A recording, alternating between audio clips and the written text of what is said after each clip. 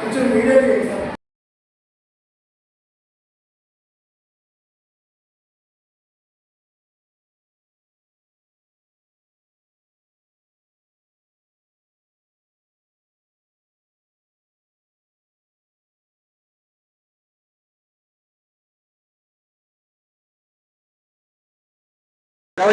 ఈ నెల 20వ తారీఖు అంతర్జాతీయ పక్షుల దినోత్సవం కాబట్టి పిచ్చుకల దినోత్సవం కాబట్టి ఈ సందర్భంగా మనం ప్రతి ఒక్కరం కూడా ప్రతిజ్ఞ చేసుకొని మనం కనీసం ప్లాస్టిక్ వేస్ట్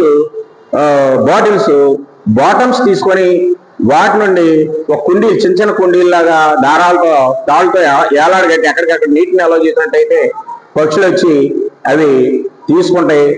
ఆ విధమైనటువంటి చర్య ప్రతి ఒక్కరు చేయాలని చెప్పి ఈ సందర్భంగా మనవంతుగా పిచ్చుకలను రక్షించండి, ప్రకృతిని కాపాడండి అని చెప్పి ఈ సందర్భంగా నేను అందరికీ మనవి చేసుకుంటున్నాను. అందరికీ నమస్కారం అండి. నా పేరు బత్తుల అనురాధ. నేను ZP girls high school Nuzvid నందు బయోలాజికల్ స్కూల్ అసిస్టెంట్ గా పనిచేస్తున్నాను. అయితే ఈరోజు పిచ్చుకల గురించి మాట్లాడుకోవడానికి ముఖ్యమైన కారణం ఏంటంటే మార్చి 20వ తారీఖు ఎప్పుడు కూడా మనం పిచ్చుకల రోజు అనేది చేసుకుంటూ ఉంటాము. ఎందుకంటే పిచ్చుకల సంఖ్య తగ్గిపోవటం వల్ల దీనిని కూడా పెంచడానికని ఒక రోజు గవర్నమెంట్ వారు చేయటం జరిగింది. అయితే పిచ్చుకలు ఉండటం వల్ల పంటలకు రక్షణ, రెండోది పర్యావరణ సమతుల్యత, పిచ్చుకలు ఉంటే అన్నము ఆనందము అన్ని రకాలుగా కూడా మనకు ఉపయోగపడతా ఉంటాయి. ఆహారపు గొలుసులో కూడా ఒక ముఖ్యమైనటువంటి పాత్ర వహించేటువంటి పిచ్చుకలు.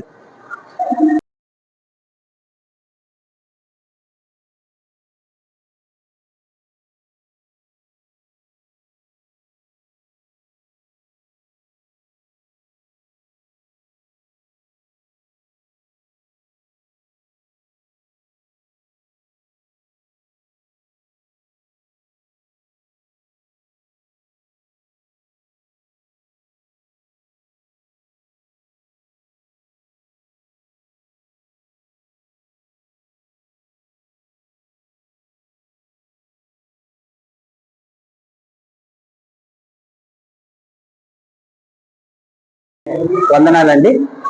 ఈరోజు ఏలూరులో మేము నేషనల్ గ్రీన్ కోర్ తరఫున రాష్ట్ర స్థాయిలో ఒక సదస్సును ఏర్పాటు చేయడం జరిగింది. ఇక్కడ హాజరైనటువంటి అందరి గ్రీన్ టీచర్స్ కి మేము ముఖ్యంగా పిచ్చుకల గురించి ఎక్కువగా నేర్పించడం జరిగింది. అంతేకాకుండా హరిత పాఠశాలను నిర్మించడానికి కోసం పాఠశాలలో ఎలాంటి విధి విధానాలు చేయాలి, పాఠశాలను ఎలా రూపొందించుకోవాలి, ప్లాస్టిక్ ఫ్రీ జోన్స్ గా ఎలా మార్చాలని చెప్పాము. అలాగే ఈరోజు సెక్షన్ లో ముఖ్యంగా రాబోయే పిచ్చుకల దినోత్సవం సందర్భంగా ఈ పిచ్చుకని మనం ఎలా కాపాడుకోవాలి, దానికి మనకు ఉన్నటువంటి రిలేషన్ ఏంటి అనే అంశాన్ని బోధించడం జరిగింది. పూర్వము చైనాలోని ప్రభుత్వం ఏం చేసిందంటే పిచ్చుకల్ని సంహరించాలని, దానివల్లనే నష్టాలు జరిగిందనే ఉద్దేశంతో పిచ్చుకల్ని సంహరించారు. కానీ ప్రస్తుతం మన దేశంలో ఏ రాజ్యాధికారి చెప్పట్లేదు, కానీ మనిషే రకరకాల ఉపకరణాలు ఉపయోగించడము, అందువల్ల విద్యుదయస్కాంత తరంగాలు ఏర్పడడం వల్ల ముఖ్యంగా సెల్ ఫోన్స్ వాటికి వచ్చేటువంటి రేడియేషన్ వల్ల పిచ్చుక అనేది కనపడకుండా పోతుంది. భవిష్యత్తులో దాన్ని చూడాలంటే ఏ మ్యూజియంతో వెళ్ళి ఏ జూకో వెళ్ళి చూడాల్సినటువంటి పరిస్థితి కూడా ఉంది. కాబట్టి ఈరోజు పిచ్చుకల పైన అవగాహన కల్పించడం జరిగింది. ముఖ్యంగా గ్రీన్ క్లైమేట్ నుంచి రత్నం గారు పిచ్చుకలని ఎంతో దానిపైన ఒక సహానుభూతిని చూడాలని, ఆ సహానుభూతి దాన్ని కాపాడాలని చెప్పడం జరిగింది. అలాగే ఇక్కడ నుండి హాజరైనటువంటి టీచర్స్ కి, హెడ్ మాస్టర్స్ కి, డిస్ట్రిక్ట్ కోఆర్డినేటర్స్ కి అందరికి కూడా కొన్ని చిన్న చిన్న గేమ్స్ లాంటిది ఆడిపించి కొలాబరేషన్ యాక్టివిటీ ఎలా ఉండాలి, అందరూ కలిసికట్టుగా ఉంటేనే పర్యావరణాన్ని మనం రక్షిస్తామనే ఉద్దేశం చెప్పడం జరిగింది. సో ఈ విధంగా అట్లాగే క్రాఫ్ట్ వర్క్ కూడా మీరు చూస్తూ ఉన్నారు. సో ఈ క్రాఫ్ట్ వర్క్ లో కూడా మనము ఒక వేస్ట్ మెటీరియల్ ని ఎలా చేయాలి, ఎలా దాన్ని మాడిఫికేషన్ చేసి మనం రీయూజ్ చేయాలనే టాపిక్ ని కూడా మనం చెప్పడం జరిగింది. సో ఈ విధంగా ఈ రోజు ప్రోగ్రామ్ నడిచింది. I am N. Sivabharati, working as School Assistant Biological Science in ZPHS Velpcherla, Musnur Mandal, Nuzvid Division, Eluru District. ఈ రోజు NGC కార్యక్రమంలో భాగంగా పిచ్చుకల జాతి అంతరించిపోతుంది అని చెప్పి దానికి సంబంధించిన కారణాల గురించి కొంచెం మాట్లాడదలుచుకున్నాను. 10,000 సంవత్సరాల క్రితం ప్రతి ఒక్కరు కూడా ఇళ్లల్లో పంట పొలాలు పండిన తర్వాత వరి కంకుల్ని తీసుకొచ్చి వాళ్ళ ఇళ్ల చూర్లకి వాటికి వేలాడదీసేవారు. చక్కగా పిచ్చుకలన్నీ కూడా వాటిని ఆహారంగా ఉపయోగించుకొని ఇంటి దగ్గర ఏర్పాటు చేసిన చూళ్లలో అవి నివాసం ఏర్పరచుకొని చక్కగా జీవించేవి. అయితే 10 సంవత్సరాలు ఇంచుమించు ఇంకా అంతకు ముందు నుంచి కూడా రకరకాల క్రిమి సంహారకాలు వాడకం పెరిగిపోవడం వలన ఈ పిచ్చుకలు అంతరించిపోవడం అనేది మొదలైంది. ఈ పిచ్చుకలు అనేవి సహజంగా వరి పంటను ఆశించే నల్లి పురుగుల్ని నాశనం చేస్తాయి. తద్వారా అవి రైతు నేస్తాలుగా పనిచేస్తాయి. దానివల్ల ఇదివరకట్లో ఎక్కువ పురుగు మందుల వాడకం అవసరం లేకుండా ఉండేది. కానీ ఈ మధ్య కాలంలో మనం ఈ పిచ్చుకల జాతి అంతరించడానికి ఇండైరెక్ట్ గా మనం నిర్మించే కాంక్రీట్ భవనాలు, అలాగే గడ్డి భూముల్ని కూడా చాలా వరకు స్పాయిల్ చేయడం వల్ల వాటికి కావలసిన కనీస ఆహారం నివాసం కూడా లభించకపోవడం వల్ల ఆ పిచ్చుకల జాతి క్రమంగా అంతరించిపోయింది. దీనివల్ల రైతులు ఆ పంటలకి ఆశించే పురుగులు వాటిని సంహరించడానికి రకరకాల క్రిమిసంహారక మందులు, కీటకనాశనాలు ఉపయోగించడం వలన అవన్నీ కూడా మనందరికీ తెలిసిన ఆహారపు గొలుసుల ద్వారా మన మానవుల శరీరంలో, వివిధ జంతువుల శరీరంలో పేరుకుపోయి మనకు రకరకాల వ్యాధులు రావడానికి కారణమవుతున్నాయి. తద్వారా మన జీవన ప్రమాణాలు కూడా తగ్గిపోతున్నాయి. ఒకవేళ జీవిస్తూ ఉన్నా కూడా రకరకాల దీర్ఘ వ్యాధులతో బాధపడాల్సిన పరిస్థితులు వస్తున్నాయి. కాబట్టి మనందరికీ కూడా మేలు చేసే ఈ పిచ్చుకల సంఖ్యని పెంచుకోవడం కోసం మనందరూ కలిసికట్టుగా కృషి చేద్దాం. దానికోసం మనం పిచ్చుకలకు కావలసిన ఆహారం అందించే ఏర్పాట్లు చేద్దాం. అలాగే వరి కంకుల్ని పిల్లలతో చక్కగా వేలాడదీసి వాటికి ఆహారంగా అందించే ప్రయత్నం చేసి అందరూ కలిసికట్టుగా కృషి చేసి పిచ్చుకల సంఖ్యని పెంచుదామని నా పేరు కె ఫణీంద్ర పావని. జెడ్పీహెచ్ఎస్ శనివారపేటలో స్కూల్ అసిస్టెంట్ బయాలజీగా వర్క్ చేస్తున్నాను.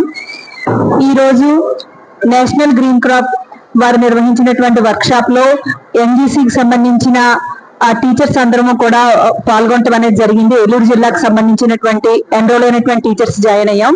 ఇక్కడికి వచ్చినటువంటి నీలకంఠ గారు అలాగే రత్నం గారు మాకు ఎన్నో విషయాలను విశదీకరించారు. ఈ కార్యక్రమంలో భాగంగా పర్యావరణంపై పిచ్చుకలు వాటి యొక్క ప్రభావం గురించి కూడా వివరించడం జరిగింది.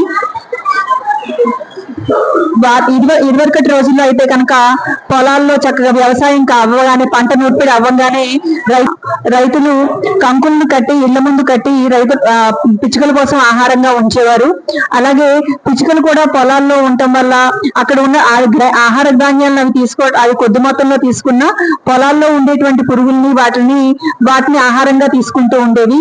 1958 లో చైనా వారు స్పారో క్యాంపెయిన్ అనేటువంటిది నిర్వహించడం జరిగింది. అక్కడ ఆహార ధాన్యాల కొరత ఏర్పడటం వల్ల అక్కడ గవర్నమెంట్ ఇచ్చినటువంటి ఆదేశాల మేరకు అధికారులు ఈ పొలాలని, పంటల ధాన్యాలని వాటిని పిచ్చుకలు నాశనం చేస్తున్నాయనే ఉద్దేశంతో స్పారో క్యాంపెయిన్ నిర్వహించి చాలా వరకు పిచ్చుగూళ్ళని వాటిని ధ్వంసం చేయడం జరిగింది.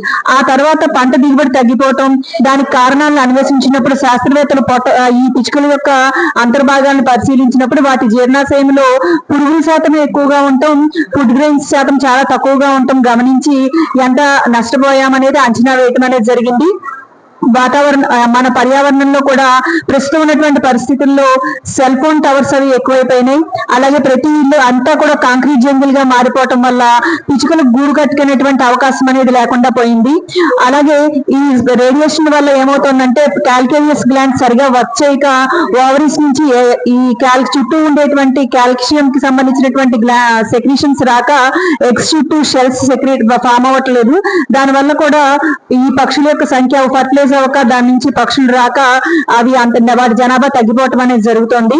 ఈ కార్యక్రమంలో ఏ విధంగా ఈ పిచ్చుకల్ని వాటికి ఎండాకాలం కాబట్టి వాటికి ఏ విధంగా ఈజీగా పిల్లలు ఫన్నీగా ఉండేలాగా ఏ విధంగా ఫుడ్ ని, వాటర్ ని సప్లై చేయొచ్చో వీటన్నిటిని మాకు మోడల్స్ చేసి చూపించారు.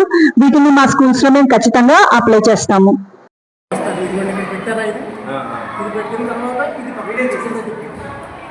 ఇది కింద తిప్పిన తర్వాత ఇది మళ్ళీ పైకి తెస్తాం. ఇది క్లోజ్ అయిపోయిన తర్వాత ఏం చేస్తామంటే ఇది ఉంది కదా, దీంతో ఇలా మూడు కట్టేస్తే అయిపోయి.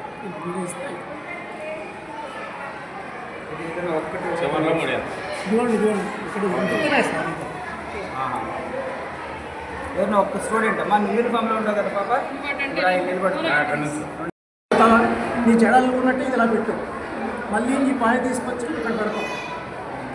మళ్ళీ ఇది జడ సేమ్ జడలాగానే జడలాగానే జడేమో అంతే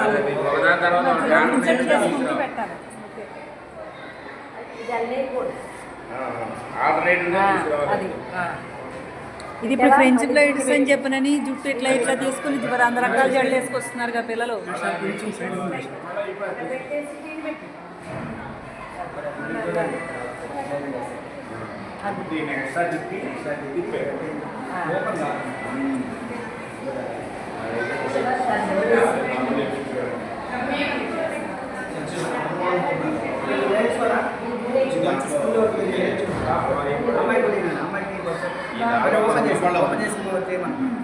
ఓపెన్ చేస్తున్నాను నీ పేరమ్మా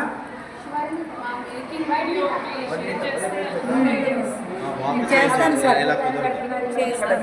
చూసినా మనకి అర్థం కాదు